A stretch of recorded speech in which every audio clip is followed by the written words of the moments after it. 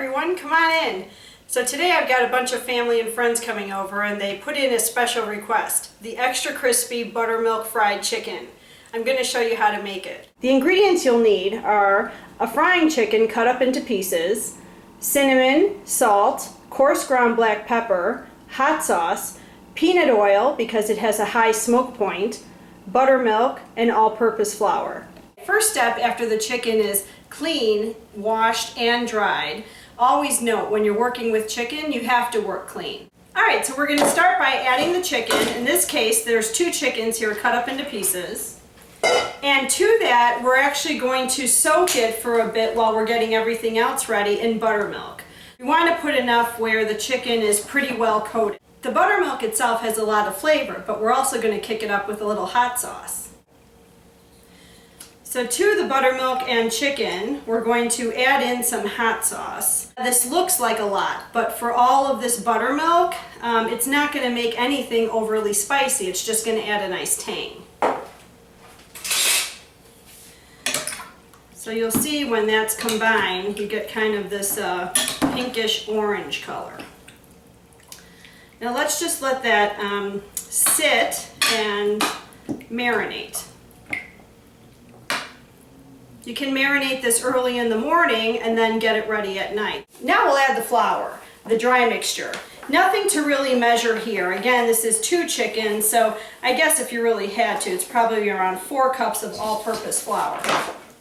Now flour really doesn't have any flavor, so we definitely have to add something here. 4 pinches, generous pinches of salt,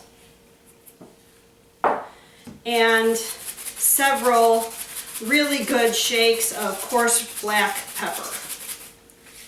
And then just mix it together with your clean hand. One surprising thing to add is cinnamon. Here, shaking this in, this is probably 1 teaspoon of ground cinnamon.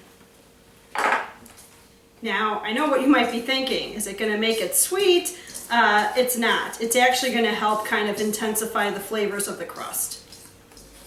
Okay, so now we have our marinated chicken and our dry mixture ready. Now we just have to combine them and fry it up. I'm going to lay down some wax paper. I just wiped it. It's still a little damp. The wax paper will actually stick nicely to that. Alright, then I'm going to take the chicken and roll it generously in the flour. And you really want to get that in and squeeze that on as you go. And then lay it on the wax paper to dry a little bit.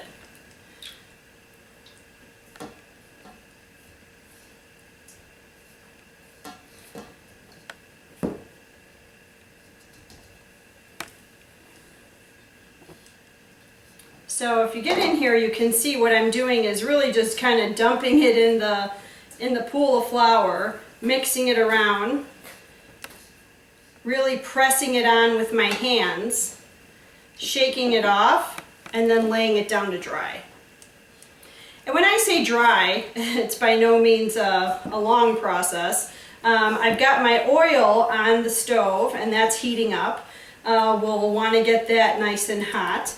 And I'll show you how to test that to make sure it's ready before you drop the first piece of chicken in. And what it's doing by resting like this is enabling the flour to really stick to that wet texture underneath. Doing that will help the crispy crust from, falling off. Alright, so here's the chicken laid out, all coated in that buttermilk flour mixture. And by the time I finished coating all of it, it's all been sitting out probably 15 minutes, which is good. So looking at that now, can see it's definitely stuck on. This will really help during the cooking process. Now let's drop it in that oil. So here we are at the stove. The peanut oil is in the pan and the flame is on high. To test to make sure the oil is up to temperature, just get a piece of that coating from the chicken, drop it in, and in this case you'll see it bubble up and start frying. If the oil wasn't hot enough yet, it wouldn't make any noise at all. And so you don't want to drop any meat in yet, or else it'll come out soggy and won't crisp up. We can start dropping it in slowly, and you can see how that's really frying up. Be careful not to overcrowd the pan, or else it'll cool the temperature too much. Also, it's important to fry pieces that are similar in size so that they cook evenly. In this case, I have 6 legs in this pan. Still room, I'll add 1 more. That'll just about do it. Once the chicken has reached a nice golden brown color, I'll put the pieces on the rack, line them all up, and then bake them at 375 for an additional 45 minutes. If you want to make sure that your crispy crust stays on your chicken, you have to avoid turning it or touching it too many times. Here I can start to see that the color underneath is starting to get brown, so I'm going to gently reach in and turn one over. Everything is still perfectly intact.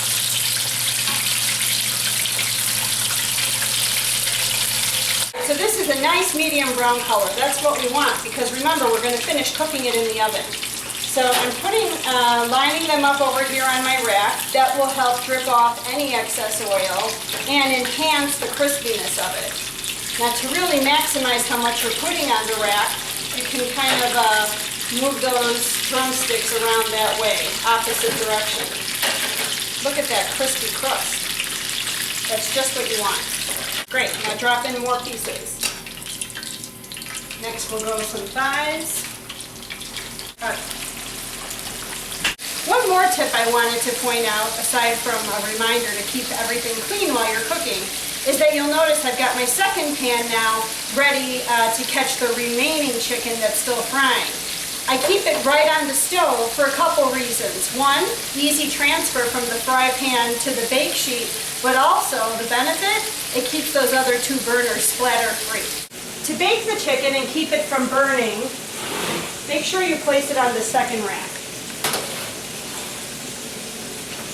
So the chicken's just come out of the oven. It's been in there about 35-40 minutes, and you can see it's really nice and crispy, ready to eat. Hope you try this recipe. If you like it, please hit like and share with your friends. If you want other great recipes, please look at my channel, Good Food. Thanks for watching.